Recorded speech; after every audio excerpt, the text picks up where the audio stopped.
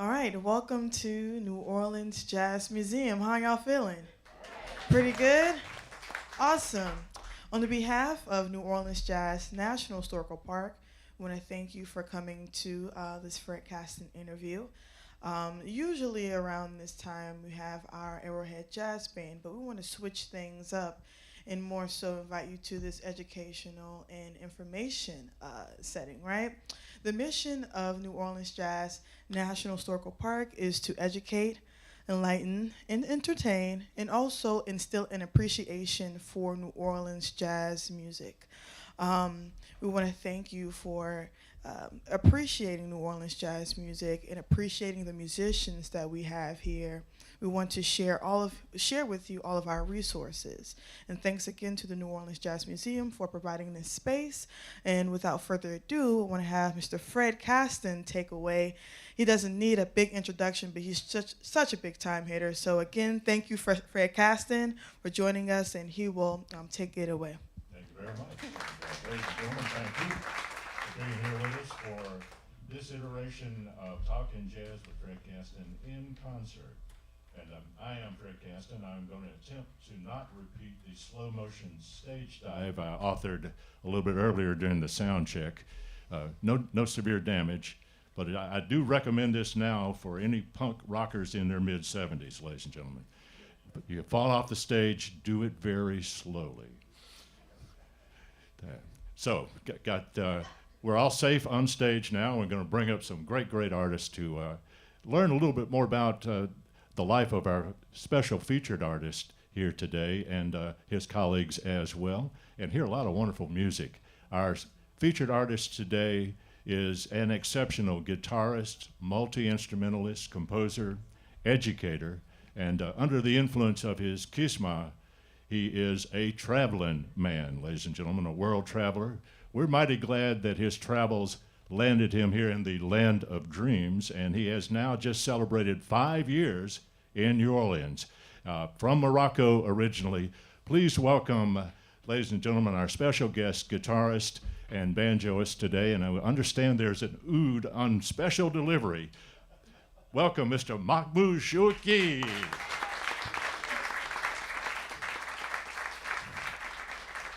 And his two colleagues today. In a little while, we're going to bring up a wonderful New Orleans drummer, Alfred Jordan Jr., ladies and gentlemen. But first, a couple of tunes from Mahmoud and his exceptional bassist in the trio today. Please welcome Mr. Martin Mazakowski.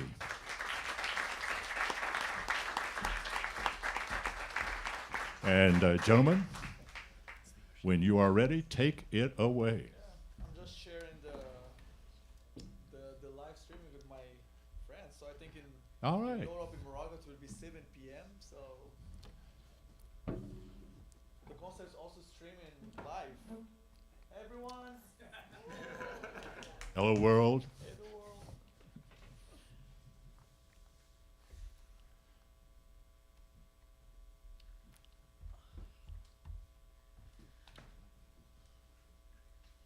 First of all, thank you very much for taking time, this afternoon to this concert, and thank you, Fred, for invitation, You're welcome.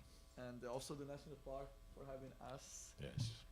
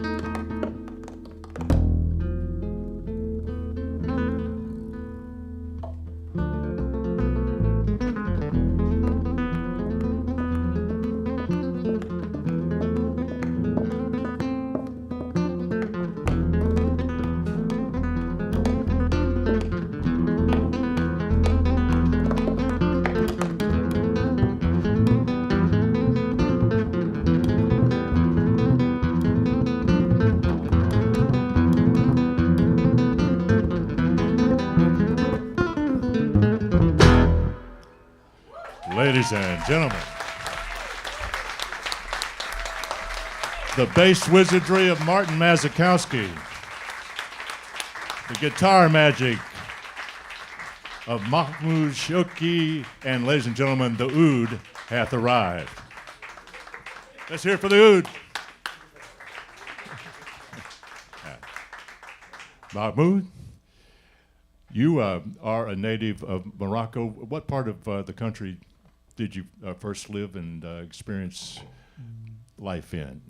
So born in Morocco, exactly, in the city of Kenitra. It's 100 mile from Rabat, the capital of Morocco, and just born there. 2 years later, we moved up north to a amazing, small, beautiful city by the ocean named Larache, and it's there where I actually grew up until the age of 10. Then we moved down to Rabat. Yeah, Larache is a place with a heavy Spanish Exactly. influence. So yeah, born in Larache, it's in Kenitra, kind of in former French colony, and then moved to north of Morocco, like that's a former Spanish colony. So culturally, closer to Spain than the capital, I think. exactly. So yeah, and from Tangier you can see Spain, Right.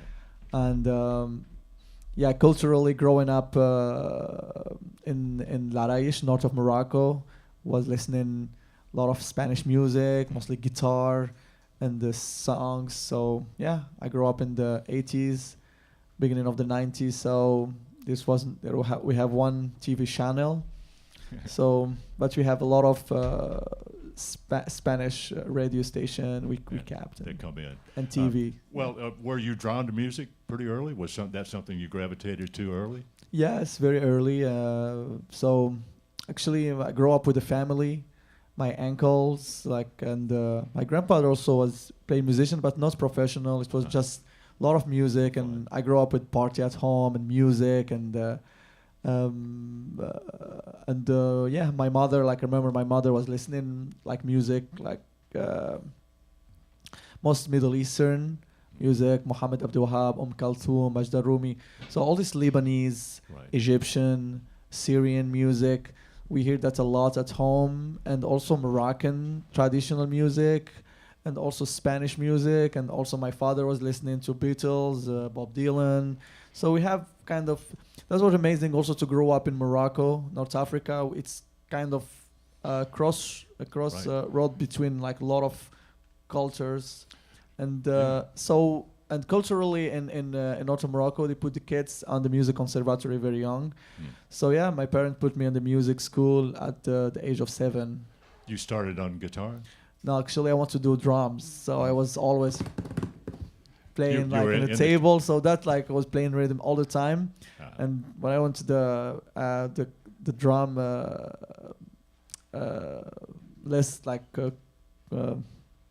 drum teacher, he started telling me, you're too young to play drum, and this. So I just I think he didn't want to work that afternoon. So, and I try violin, but the guitar, it's just because I was walking at the music school, and was the guitar teacher have fun with the kids. So I said I want to do guitar. So so that was the guitar for me. Guitar for me, it was I was the teacher. So that's why I became a teacher after kids, because I had this, it's the teacher who made me love the instruments. So you liked it right away once you started guitar? Yes, and then never stopped. and went on pretty quickly then, the next year, to a conservatory. Went pretty quickly to the music school then. I started. It was classical. I play classical guitar, and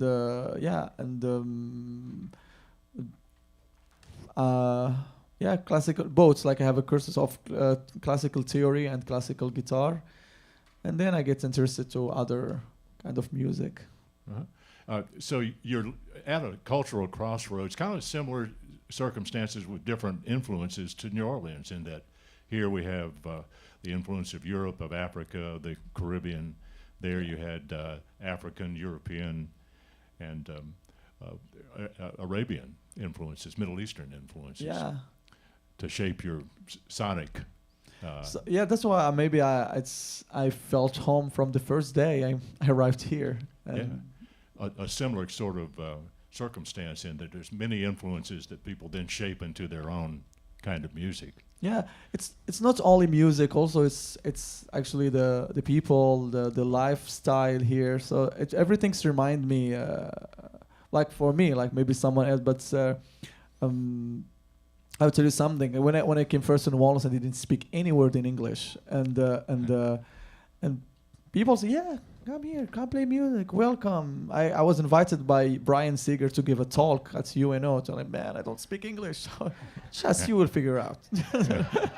So speak music, right? exactly. So yeah, everything like people like. It's like Morocco. Like when you meet someone, yeah, well, let's cook something. It's kind of it was similar, and I felt home from this first day. Yeah, I think everywhere you lived in Morocco was on the coast also, right? Yes, yeah. I miss the ocean, so I grew up by the ocean. I lived like really I have lived 2 years like in a house like by the sand, and so I miss the ocean. But like it's like the ports. Like in New Orleans, it's also a port, so that's why like we have all this influence people. Or so your family moved then back from Larache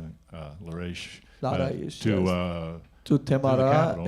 It's kind of like a city close to Rabat, and then I study in the National Conservatory. In that National Conservatory. And it was guitar studies then? Guitar, always guitar and music theory, yes. And I'm sorry, go ahead. Tell me. I was going to say, what about the instruments, the banjo, the oud, these other things? That was later That was later, yes. I think maybe in a moment I get... everything starts with the classical guitar, but I was very young when I started, and then growing up playing classical guitar in high school.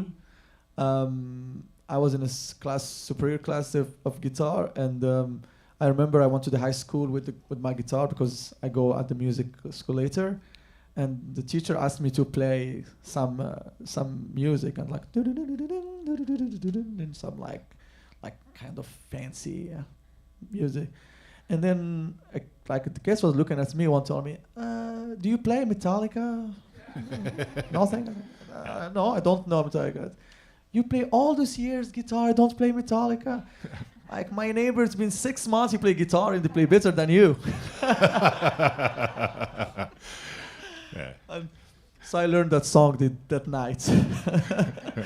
And then I was interested to electric guitar, and I started playing like all this, like to become the best guitarist in the school. So Nirvana, and all this 90s, 80s, 90s. Like Gypsy King also was something at this time. Gypsy King, Paco de Lucia, and then I get interested to flamenco, like Spanish guitar, and then it came, and then the first I did this travel in Morocco to learn the traditional music from my country. So Morocco is very, very rich on music, rhythms, and every region have a specific music style, specific instruments, and specific rhythms.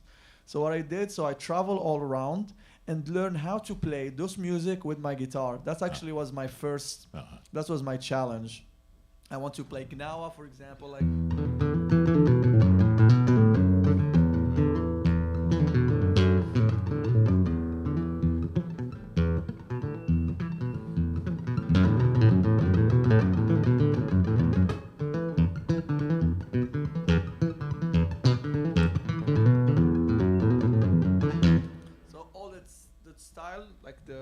the right hand or the melody. So like loutar in the middle atla.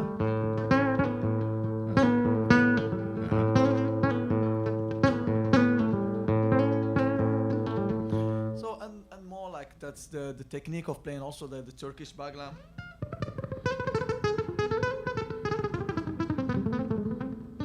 So all this I wanted that was my challenge. It was kind of also fun to how to learn to play all these techniques, other techniques of instruments on your guitar. And so then I started getting out from the classical world, and also like it took me some time, because when you play classical for years, so you get really like very you can play everything because technically you're strong, but like you can't improvise, you can't compose. So it took me some time to get out of that's kind of like, for me it was a prison. So then starting composing, starting playing, performing, and playing guitar first, doing those kind fusioning like those influences. For example, the song we play now is named Arabic Spirit. It's one of my first compositions. You feel like this influence between North African, Middle Eastern style, but also Spanish style. So like in every moment in my in this journey was kind of fusion.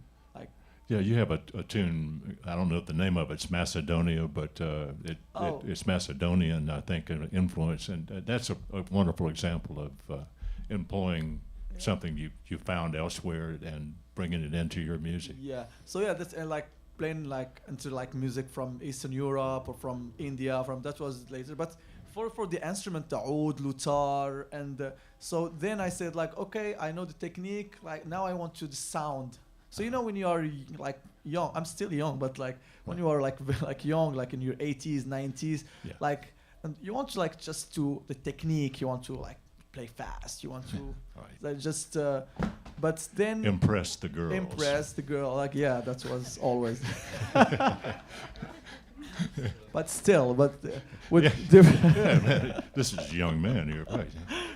So, but the instrument, this was mostly the research of the sound. So you were traveling around the country though to kind of see maybe masters of these various things. Yes, and like meeting masters and like playing, and so and it was beautiful. And I'm still like I'd love to come back now with some experience, some time, and like the guys, and do some stuff there, the residencies, and like exchange more. Well, you had some experience in competitions, and you went to the Arab Emirates with an all-star group, or what was that? It was at the age of 14. I was to select four young in every Arab country. They select four young like musicians, and to go to for a competition, and also like a meeting in Emirates. So that was actually my first travel, and it was amazing to meet like kids from Egypt, Somalia, like Yemen, Saudi Arabia, Algeria, and spend 2 weeks there. Very luxury. Escorted by police and staying in like very, very expensive. So that was like kind of the first kind of a travel as a musician at 14, and I was like kind of grateful for that, because first I met other cultures, and you understand that we speak Arabic but it's not the same Arabic. So like when I speak with an Egyptian, we don't understand each other, and also like we have different culture, we eat different food, and also to discover music from all those countries. And when I come back, so I open my mind, and also like said like, oh, I need to. So at this moment I said like, okay, I want to travel. So that's what like kind of my dream was to I never want to be like a famous musician, or then just want to be like a rich musician. Like I want to like to travel a lot and like live with my music. And so that's what I say always. I'm living my dream for like the 10 years now. Like I do whatever I want. So I think that's moments I understand. That's my life should be. Well, you had a significant moment too in Spain at a guitar competition. You were 18, I think, when that one happened. So I was part of the Moroccan Moroccan guitar ensemble. So we were 8 guitarists, and like playing a guitar ensemble thing. It was great to learn and like meet other guitarists. And we were invited in Spain to tour, and also meet like other guitarists from all around the world in a camp. Like it was an international camp. So yeah, it was a competition, and I won the first prize. It was kind of also an interesting experience because I was kind of young and wild, like, and what I did, I play a tune named Malaguea. Yeah.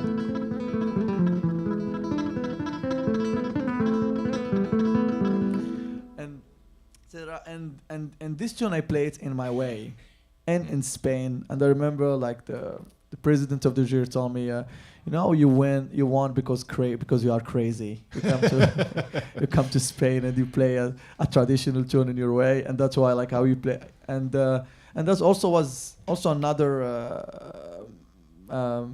like a message I got, like that's like do whatever you want, like and really like I from that moment I don't care of how people kind of just tell you how to play or what to play, and like said like no, like I play whatever I want to play, and like the most important it's me and the audience, because don't forget like the audience is a big part of the process. Right, like right. It's an exchange.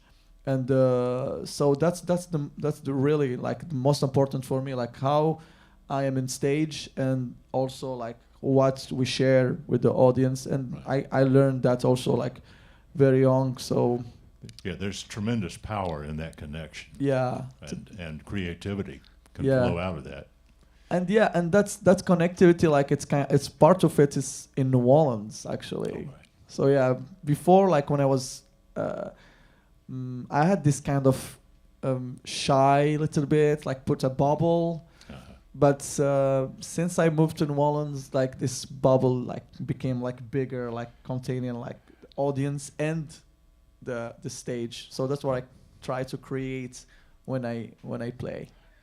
Mahmoud is officially out of his shell, ladies and gentlemen, and going to play us another tune. What say? Let's hear some more music. Is it time to bring Mr. Alfred Jordan Jr. to the stage? Alfred?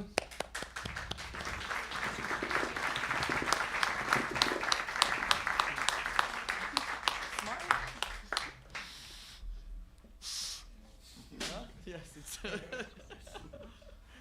little cold here.